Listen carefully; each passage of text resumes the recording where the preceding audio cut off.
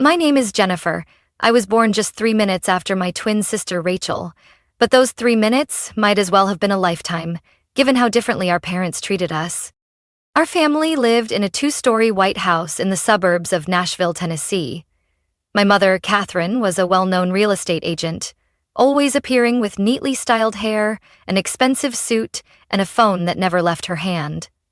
My father, Marcus, ran a small accounting office, buried in ledgers all day, rarely looking up to acknowledge his younger daughter. At first glance, we seemed like a typical middle-class family, perhaps even admirable. But only those who lived in that house knew the truth. Fairness never existed there. From a very young age, I could feel that my parents' love was never equally divided. When Rachel and I were about 4, Mom used to take us shopping on weekends, but every time we left the mall, Rachel's bags were always heavier. She got the newest Converse sneakers while I had to pretend to be excited about the discounted pair from the bottom shelf. Every time Rachel pointed at something, it almost instantly ended up in the shopping cart, and when I carefully asked, "Mom, can I have?" she'd cut me off with a cold glance. Not always, Jennifer. Our earliest birthday gifts made it clear where I stood in their hearts. Though we shared the same birthday, Rachel always got the bigger slice of cake, the prettier presents, and more people wishing her well. I remember quietly counting. 11 people hugged her. 3 hugged me, and 2 of those were housekeepers. It was the same with toys. Rachel had an entire shelf of limited edition Barbies, while I played with soft plastic dolls with thinning hair, probably from the clearance bin at the local store. Even our mini strollers were different. Hers was pink and played music. Mine was dull gray with squeaky, stuck wheels. I used to convince myself I was just imagining things, that maybe I was too sensitive. But when we started preschool, the favoritism was no longer subtle. It was impossible to deny.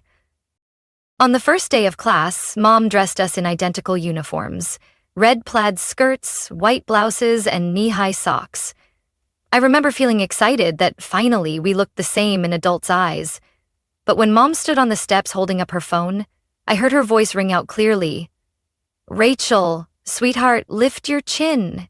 Tilt your head just a little. Perfect." And me? I was just a blurry shadow next to her, my eyes peeking out from behind Rachel's shoulder. After that day, everything followed a set pattern. Every afternoon, Mom would park at the school gate, open the car door, and say the familiar line, "Jennifer, go home and do your homework. I'm taking Rachel to art class." Monday was art, Tuesday piano, Wednesday dance, Thursday acting, and Friday, sometimes just ice cream to relax after a long week.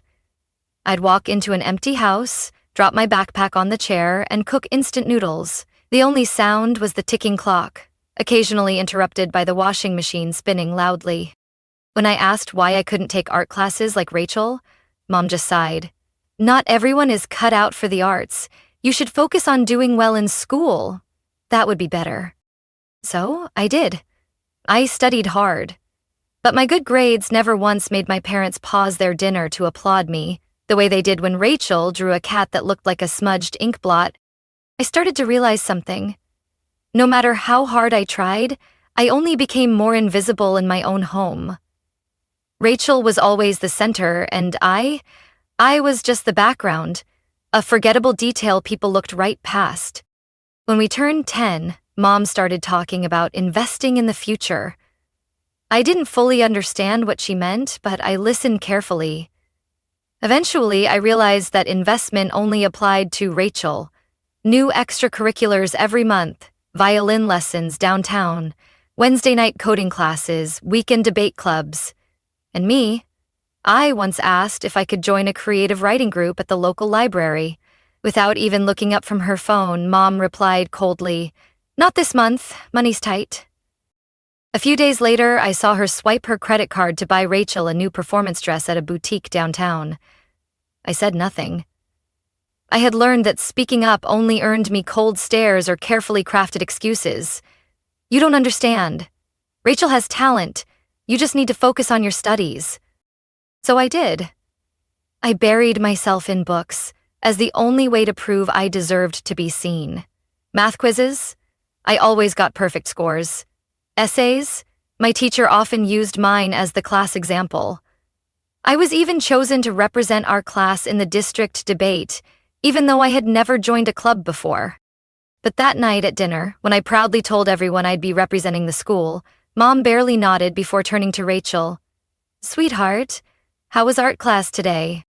I remember going silent, my hand gripping the fork, lips pressed together so I wouldn't say something I'd regret. I started writing everything down in a journal hidden under my pillow. Every comment that hurt, every moment I was ignored, every time I wondered, if I didn't exist, would anything be different? The answer came on a cloudy night when I crept downstairs for a glass of water after studying late. The house was strangely quiet. Light spilled from the living room, and I slowed my steps.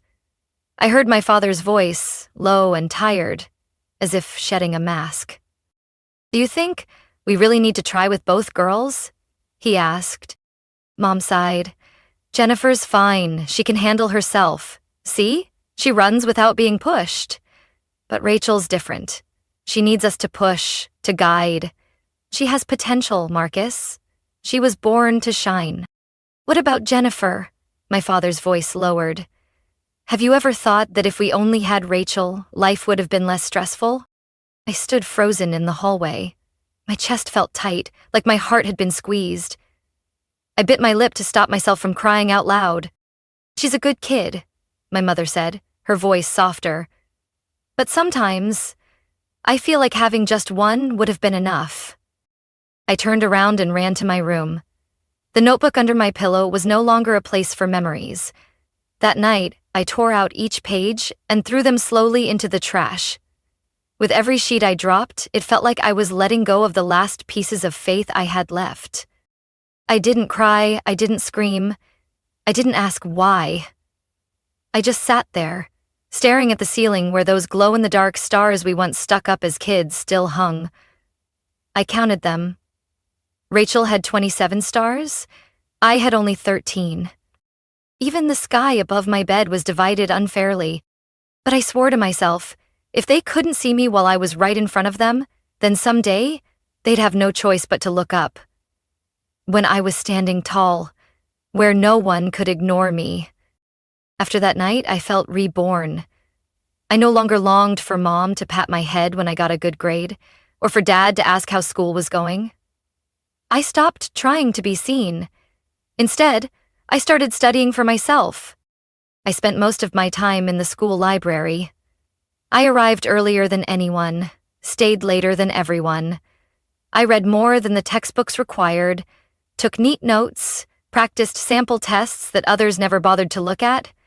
The teachers noticed. Mr. Brandt, our history teacher, called on me for the first time in class. "Jennifer, what's your opinion on Roosevelt's New Deal policy?" I looked up, a bit surprised. Then I started answering, point by point with examples I had prepared the night before. When I finished, the class was silent for a few seconds, before he nodded slowly. "Very good. Precise, insightful, and articulate." I caught Rachel glancing at me, her eyes filled with disbelief, as if she had just witnessed something unnatural. That surprise quickly turned into irritation. When my English essay was posted on the board as a model, Rachel mumbled to her friend next to her. "The teachers are clearly biased. They probably feel sorry for her, that's why they're praising her." More and more, teachers began to trust me. Ms. Lane asked me to lead our end-of-term discussion group. Mr. Reynolds nominated me for the state academic competition team. Rachel reacted more strongly each time. She'd tap her pen angrily on her desk whenever I was praised, or deliberately voiced opposing opinions during debates, even if they barely made sense. And one day I walked into class and noticed Rachel wasn't at her seat. The room felt different. Students were whispering. The principal had just left. Miss Lane waved me into the hallway. "Jennifer, there's something you should know," she said gently, still composed. "Your mother came to the school. She's in the principal's office. Rachel told her that teachers were intentionally favoring you to make her feel small." I stood still. I wasn't surprised Rachel said that, but I hadn't expected Mom to actually show up at school. I walked quietly past the office and peeked through the glass. There she was, Catherine Harper, in a plum-colored business dress, arms crossed, pointing at some documents the principal was trying to explain. Rachel is an outstanding student, but Jennifer, all she does is bury herself in books. She's not a leader. She's not creative. Pushing her like this is only hurting my daughter. The principal stayed calm. Mrs. Harper, we have clear academic records. Jennifer ranks highest in 4 core subjects. All her teachers unanimously agree. I heard my mother say, grades aren't everything. Your teachers are clearly biased. A few minutes later, she left the office. I ducked into the side hallway before she could see me, but inside, something had gone cold. That night, I heard her footsteps as she returned home. Rachel's door opened, then closed again. I couldn't hear the conversation, but I heard their soft laughter, the kind I'd never once heard directed at me. The next morning, when I arrived at school, a small envelope was on the teacher's desk. I didn't need to open it to know what it said, but Mr. Brandt spoke before I could react. Jennifer, don't let outside noise get to you. You deserve every bit of recognition you're receiving. I nodded, keeping my voice steady. I know, and I won't stop. I returned to my desk, opened my notebook. On the first page, I had written a line I reminded myself of every day. They may not choose me, but I will choose myself. From that moment on, I didn't just study to escape the darkness. I studied to become the light. When I turned 16, I decided to get a part-time job at a bakery 3 blocks from home. It was a small shop called Sugar Bloom, with cream-colored walls and the scent of butter cookies always hanging in the air. The owner, Martha, was in her 40s, usually tied her hair with a silk scarf, and always wore a warm smile. I didn't tell Mom. I knew she wouldn't approve. To her, getting a job at this age meant you have no direction. But to me, it meant a little bit of freedom in a world where I was rarely allowed to choose. That evening, wearing my pale pink apron and hair tied up neatly, I walked out the door. Rachel glanced up from her phone and smirked. Going to be a waitress? Cool. Just try not to drop cake on someone's dress. I didn't answer, but inside I knew. I had just taken my first step out of the shadow they kept forcing me into. After a few weeks, I managed to save my first small paycheck. It wasn't much, but enough for me to buy the books I loved without second thoughts. One evening, while looking for modern social change in America in Mom's office bookshelf, I accidentally knocked over a stack of old folders. While cleaning up, I found a worn, light brown notebook. The first page had a handwritten note. Emergency contacts, do not use. I flipped through a few pages and stopped at an entry labeled Clara and Henry Whitmore, no contact, number blocked. Below it was a handwritten address in the southern part of the city. I'd never heard of before. Clara Whitmore? I whispered the name to myself all night. The surname matched Mom's maiden name. Henry. Maybe my grandfather? But why had I never heard of them? The next day, while Mom and Rachel were off at their weekend spa appointment, I took bus 14 to the address in the notebook. It led me to a small, sky-blue wooden house with a short white fence and a front yard full of blooming yellow daisies. The house was modest, simple, but full of life. I hesitated a few seconds before knocking. A petite woman with silver hair opened the door. She stared at me, her expression shifting from surprise to confusion. "Who are you?" she asked softly. I swallowed hard, my heart pounding. "I'm Jennifer Harper. I think you might be my grandmother?" She raised her hand to her mouth and stepped back slightly, as if she was seeing a ghost from her past. Behind her, a man with snowy white hair and thick glasses appeared, holding a cup of tea. When he saw me, he almost dropped it. "Clara, look closely. It's her. It's our granddaughter." None of us said a word for several minutes. Then Grandma Clara pulled me into the house, wrapping me in a hug so tight, it felt like she was afraid I might disappear. That little house was like a whole different world compared to the cold one I grew up in. The walls were covered with hand-drawn pictures and old photographs. The scent of apple pie lingered in the air. They invited me to sit at the dining table, poured me a cup of hot tea, and began asking me question after question. They knew who I was, but had never had the chance to meet me. After your mother got married, she said we were too old-fashioned, that we didn't fit her new lifestyle, Grandpa Henry said. And then she cut us off. We called, wrote letters, but never heard back. You're the first to come find us, Grandma Clara said, her eyes red.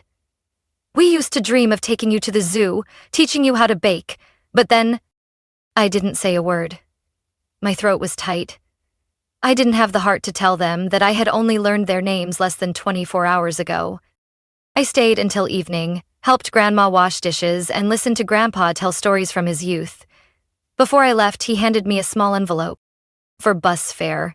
And if you'd like, next time, stay for dinner. On the way home, I opened the envelope. Inside, along with a bit of cash, was a handwritten note. You are always welcome here, always. I held on to that note all night.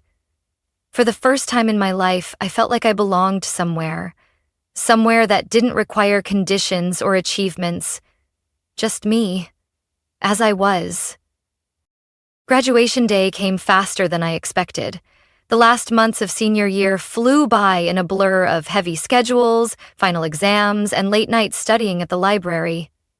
And then, that morning, I stood on the stage of West Haven High's auditorium in a navy blue gown, listening to the announcer call my name as the valedictorian of the class of 2024. Applause echoed through the room, but when I looked down at the row reserved for parents, I saw my mother looking at her phone, and my father chatting with Rachel, who sighed loudly like I had just stolen her spotlight. I walked up to the podium, accepted my diploma, and gave my short thank you speech. My voice was steady, every word clear, but inside I felt strangely hollow. That evening there was no celebration, no balloons, no cake, no congratulations Jennifer sign. Just an ordinary dinner, grilled fish and salad. My mom told Rachel to cut back on fried food to stay fit for the upcoming trip, and Dad talked about a difficult client at work. No one mentioned me, even though I had just graduated top of the class. After I finished washing the dishes and was heading upstairs, Mom suddenly called out. Her voice was unusually excited. Jennifer, sit down. I have some good news. I sat down slowly, tilting my head slightly, hoping for something unexpected.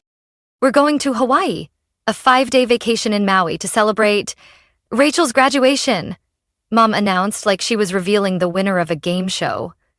Rachel smiled, not forgetting to give me a smug little look. I froze. We means who? I asked slowly. Mom waved her hand like it was no big deal. Oh, your dad, me, and Rachel. I only booked 3 tickets. You know how expensive flights are this time of year. Plus, someone has to stay home and keep working at the bakery. I looked her straight in the eyes. So you mean I'm staying behind? Alone. She placed a hand on my shoulder, her expression like she was comforting a child who just dropped their ice cream. You understand. You're strong, independent. We trust you. I didn't say another word. I stood up, nodded like a machine, and quietly went upstairs. The next morning, when I heard the car door slam shut, I peeked out the window. They were loading suitcases into the trunk. Rachel wore a cream maxi dress, her hair softly curled, holding her plane ticket and favorite latte. Mom waved up at me. Rachel beamed. I'll tag you in my beach pics, okay? Don't be jealous. The car door closed, and their SUV slowly pulled out of the driveway. I turned away, picked up my phone, and for the first time in months, I called the number saved under a simple name. Grandma and Grandpa. Grandma Clara's voice answered, warm and steady as always. I couldn't hold back the tears. They left. I choked. They just left me, like I'm nothing. Oh, sweetheart, don't cry. Come over right now. We're going to throw you the graduation celebration you truly deserve. I arrived at their house by noon. That little home was decorated with white and blue ribbons, balloons hanging from the windows, the The table was covered with a white cloth, and on it sat a chocolate cake with frosting that read, "Congratulations, Jennifer, our amazing valedictorian." But that wasn't all. After a lunch filled with all my favorite dishes, crispy baked lasagna and fruit salad, Grandpa Henry placed a small black box on the table. "You've done something very few people ever do. We're so proud of you, and this is our gift to you." I opened the box. Inside was a brand new car key, with a keychain engraved with the words, "Always believe in your own path." My eyes widened. You're kidding, right?" Grandpa smiled and pointed toward the window. In the front yard sat a milk-white Audi Q3, sparkling new. The license plate hadn't been installed yet, and the documents were still tucked in a plastic sleeve hanging behind the seat. "That car is yours, a graduation gift from us," Grandma Clara said, holding my hand. "We've been planning this for a long time, just waiting for the right moment." I hugged them tightly, tears streaming down my face, but no longer from pain. For the first time in my life, I felt like I didn't have to bleed for recognition. 2 weeks passed after their trip to Hawaii, and I lived in days more peaceful and warm than any vacation I had ever imagined. In the mornings, I drove my new Audi to Sugar Bloom Bakery, bringing butter cookies for my grandparents. In the evenings, I helped Grandma Clara prepare dinner, while Grandpa Henry read the paper and told stories from his days as an engineer. For the first time, I felt at ease, no longer straining to earn affection. The Audi parked neatly in front of our house, a quiet symbol of something my parents had never given me: recognition, trust, and unconditional love. And then the day I had predicted finally came. It was a mild Friday afternoon in Nashville. I was reading on the porch with a cup of chamomile tea still warm in my hands when the familiar SUV slowly pulled into the driveway. The three of them stepped out, Mom in a purple silk maxi dress, Dad with his sunglasses on, and Rachel, of course, in a designer outfit, dragging her suitcase like she was arriving on a red carpet. Her Mom was the first to see the car. She froze mid-step, lips pressed tight, her eyes moving from the Audi logo to the temporary tag, then to the chrome side mirrors. Rachel squinted, shielding her eyes from the sun, then turned to me. "Whose car is that?" I stood up, smiling softly. "Mine." Dad walked closer, his voice slower. "Jennifer, are you joking? That car costs over 40 grand. I nodded, pulled the key from my pocket and twirled it around my finger. Just like Rachel used to do with her designer purse straps. A graduation gift, from Grandma Clara and Grandpa Henry. Silence fell for a few seconds. My mother's face changed color faster than when she saw the stock market drop. She immediately grabbed her phone, dialing so quickly her hands were almost shaking. Dad stood frozen, and Rachel let out a short laugh, half mocking, half unsure. The call connected. "Clara, it's Catherine. I need an explanation. You bought Jennifer a car? Do you even realize what this implies?" I could hear Grandma Clara's voice clearly over speaker. Warm, calm, unfazed. "Hello, dear. Did you enjoy your Hawaii vacation? That has nothing to do with this. How could you even afford that? All this time, we've kept quiet because we don't need to show off, Catherine." She cut in gently but firmly. "After you cut us off, we invested in a few tech ventures. Now, we live comfortably and have chosen to use the rest to support someone who truly values family." Mom gripped the phone tighter. "Jennifer is my granddaughter, but so is Rachel. If there's a gift, it should be fair. She needs a car too. She's getting ready for college." I almost laughed. She'd just got back from Hawaii, tan and covered in Instagram check-ins, and now she wanted fairness? Then Grandpa Henry's voice came in, deep and steady. "Catherine, fairness is a good thing, but you seem to have forgotten that fairness must come with love. Jennifer has never been treated like a daughter by you. Now, we've chosen her as our heir. All our assets, savings, and property will be in her name." Rachel's eyes widened, and my father murmured, "Catherine? You haven't spoken to them in years. How could you know they even had that kind of wealth?" Mom stood frozen, the phone still to her ear, but nothing more was said. The line had gone dead. Her eyes darkened and she turned to me. Jennifer, you need to think carefully. You know Rachel needs the car for school. You're just working at a bakery. You don't need something this fancy. I stepped closer, popped open the trunk. The suitcases I had packed 2 days earlier sat neatly inside. I pulled out an envelope and handed it to her. Inside is a copy of my acceptance letter from Columbia University. I received a full scholarship, tuition, housing, living expenses, all covered. And no, I won't be working at the bakery forever. But at least I'll never have to trade my dignity for affection. Rachel wasn't smiling anymore. Dad said nothing, just looked at me like he had lost something he never realized was important. I had just opened the car door when Mom stepped in front of it, arms crossed, eyes sharp, like she was about to deliver a lecture. Jennifer, you can't keep that car, she said coldly, her patience clearly gone. Rachel is the one who needs it for school. She just got into State University. And you? Aren't you just working at a bakery? I looked up at her, gripping the wheel so tightly my knuckles turned white. I don't work at the bakery anymore. And I'm not staying here. Dad finally spoke, his voice low and pressuring.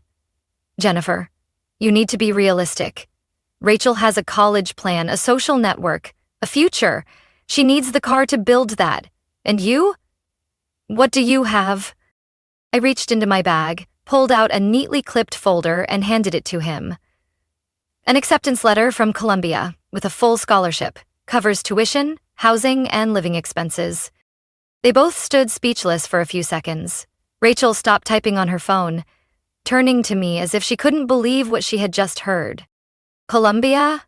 My mom repeated, her voice suddenly quieter. You mean New York? I nodded. Yes. I'll be studying law and social policy. Classes start in 3 weeks. But why didn't you say anything? Dad asked. For the first time in my life, I saw genuine confusion in his eyes. I shrugged. Because I already knew what you'd say. We can't afford it, it's not necessary, save it for Rachel. I looked up, locking eyes with Mom. But my grandparents believed in me. They thought I was worth it.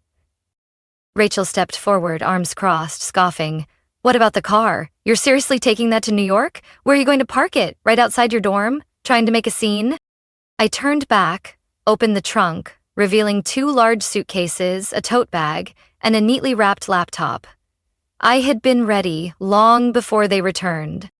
Don't worry, I said, closing the trunk. You won't have to see it, because I won't be coming back. Mom stood speechless, then suddenly changed her tone. Jennifer, listen to me. Don't overreact. I just want what's best for both of you. Every family plays favorites sometimes, but that doesn't mean we don't love you. I shook my head, lips pressed tightly. Love can't be one-sided. I can't keep living with that kind of a little bit anymore. My dad stepped forward, placing his hand on the car door. If you drive that car away, you'll be on your own. No one here will help you anymore.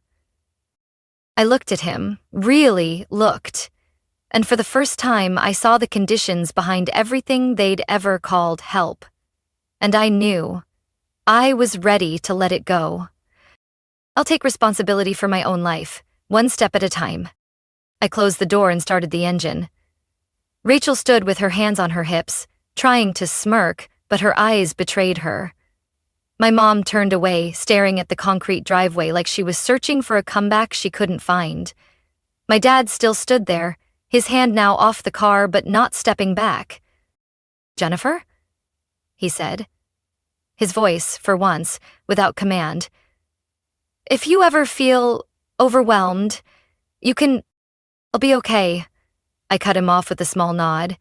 And this time, I don't need anyone to confirm that. I pressed the gas. The Audi rolled slowly away from the familiar driveway. In the rearview mirror, I saw them, those 3 figures still standing there, growing smaller in the distance. The road ahead didn't promise to be easy, but it was mine, not handed to me, not paved by anyone else. Each step forward was a step of true freedom. I left Nashville on a late summer morning, the sky unusually clear. The Audi glided along the interstate, and ahead of me opened a brand new chapter. New York City, Columbia University, youthful dreams, and a completely new life waiting to unfold. My grandparents insisted on driving behind me in Grandpa Henry's old sedan. They didn't say much, but I knew every time I looked in the mirror, they were still there. Steady, silent, and full of faith. Before we parted ways, Grandma Clara hugged me tightly outside the dorm gates. "You've gone farther than anyone ever imagined," she said, her warm eyes glowing with pride. "And you never had to do it alone." I smiled, burying my face on her shoulder. I had never felt so protected, even though I was officially on my own now. College life swept me into a completely new rhythm. Classes at Columbia were challenging, with brilliant professors and classmates from all over the world. I worked part-time at a small bookstore near Brooklyn, where the smell of old pages and the soft jingle of the front door brought me more peace than anything else. I began building a life where I didn't need to look over my shoulder for permission. No more judgmental stares, no more subtle comparisons masked in sweet words. Here, I was Jennifer, not Rachel's little sister, not the obedient one, just me. A few weeks later, Grandma Clara called me with news that didn't surprise me. "They came by this morning," she said, her voice calm, as if savoring each word. "Brought a fruit basket and plenty of apologies." I stayed silent for a moment. "What did they say?" "They said they missed you, that the family should come together again, that Rachel is struggling with tuition and thought, maybe we could help." I clenched the phone, but Grandma Clara's voice remained steady. "We invited them in, made tea, but didn't say much. And after they left, your grandpa and I agreed everything. The property, savings, bank accounts, it's all going to you." I sat still in my dorm room, the afternoon light streaming through the window onto my law textbooks. I didn't know what I felt. Bitterness, vindication, or sadness. "Grandma," I whispered, "are you sure? I don't need—" "It's not because you need it," she interrupted, gentle but firm. "It's because you deserve it. You're the only one who never treated us like a burden." Tears welled up. In that moment, I knew. True love never comes with conditions. I didn't respond to the message my mom sent 2 days later, her first text in over a month.